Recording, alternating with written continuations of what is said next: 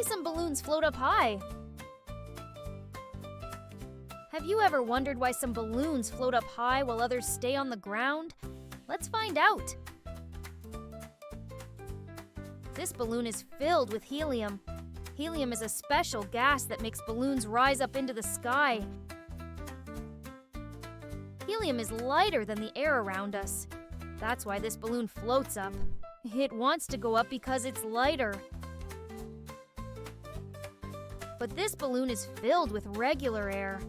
Air is heavier than helium, so this balloon stays down on the ground. See how easy it is to lift the helium balloon? That's because it's lighter. The air-filled balloon doesn't float because it's heavier. Different balloons can float at different heights depending on how much helium is inside.